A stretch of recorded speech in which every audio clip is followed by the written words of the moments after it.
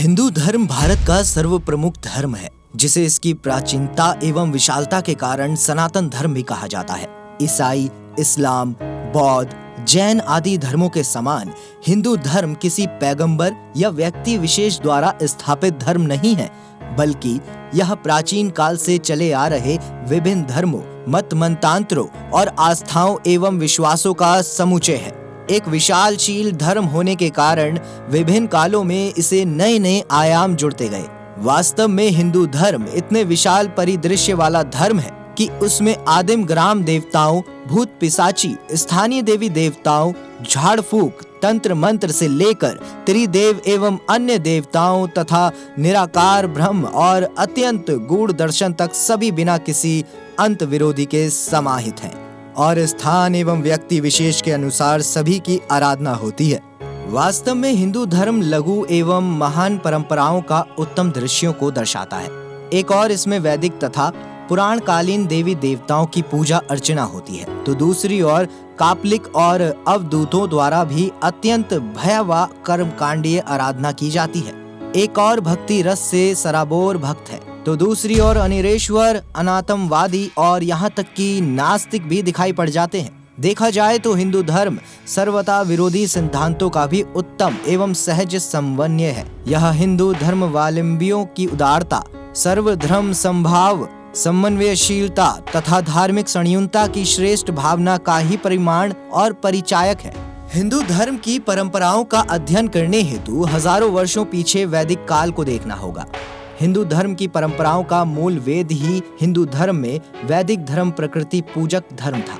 उस काल में प्रत्येक भौतिक तत्व का अपना विशेष देवता या देवी की मान्यता प्रचलित थी, लेकिन देवताओं में वरुण, पूषा, मित्र, सविता, सूर्य, अश्विन, उषा, इंद्र, रुद्र, पर्जन्य, अग्नि, बृहस्पति, सोम और आदि प्रमुख थे। इन देवताओं की आराधना यज्ञ तथा मंत्र उच्चारण के माध्यम से की जाती थी।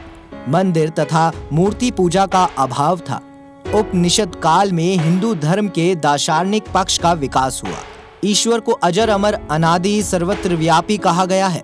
इसी समय योग्य, सांख्य, वेदांत आदि स्पष्ट दर्शनों का विकास हुआ। निगुण तथा सगुण की भी अवधारणाएं उत्पन्न हुई। 9वीं से 14वीं शताब्दी के मध्य विभिन्न पुराणों की रचना हुई। इस तरह पुराणों में मध्य युगीन धर्म, ज्ञान, विज्ञान तथा इतिहास का वर्णन मिलता है। पुराणों ने ही हिंदू धर्म में अवतारवाद की अवधारणा का सूत्रपात किया। इसके अलावा मूर्ति पूजा, तीर्थ यात्रा, व्रत आदि इसी काल के देन है। पुराणों के पश्चात भक्ति काल का आगमन होता है, जिसमें विभिन्न संतों एवं भक्तों ने साकार ईश्वर की आराधना पर जोर दिया था। जन सेवा, परोपकार और प्राणी मात्र की समानता एवं सेवा को ईश्वर आराधना का ही रूप बताया। दक्षिण भारत के अलवार संतों, गुजरात में नरसिंह मेहता, महाराष्ट्र में तुकाराम, पश्चिम बंगाल में चैतन्य महाप्रभु, उत्तर प्रदेश में तुलसी, कबीर, सूर और गुरु नानक के भक्ति भाव से ओतप्रोत भजनों ने जनमानस पर इसने अपनी छाप छोड़ी। ब्रह्म का सर्वव्यापी एकमात्र सत्ता, निगुण तथा सर्वशक्तिमान माना गया है। वास्तव में यह एक ही है, दूसरा कोई नहीं, जो अजर, अमर, अनंत और इस जगत का जन्मदाता, पालनहार व कल्याण करता है। आत्मा ब्रह्म को सर्वव्यापी माना गया है, अतः जीवों में भी इसको अंश विद्यमान है। जीवों में विद्यमान ब्रह्म यह अंश ही आत्मा कहलाती है, जो जीव की मृत्यु के बावजूद समाप्त नहीं होती और किसी नवीन देह को धारण कर लेती है और अंत में मोक्ष प्राप्ति के पश्चात वह ब्रह्म में लीन हो जाती है। हिंदू धर्म में कुछ अवधारणाएं ऐसी भी हैं जिनका महत्व बेहद ज्यादा है, जैसे आत्मा के अमरत्व की अवधारणा से ही पुनर्जन्म की भी अवधारणा पुष्ट होती है।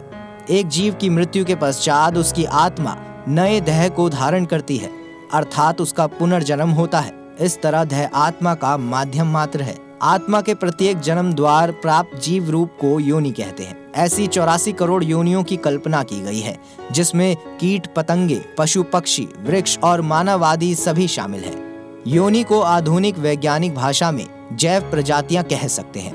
प्रत्येक जन्म के दौरान जीवन भर किए गए कृत्यों का फल आत्मा को अगले जन्म में भुगतना पड़ता है। अच्छे कर्मों के फलस्वरूप अच्छी योनि में जन्म होता है।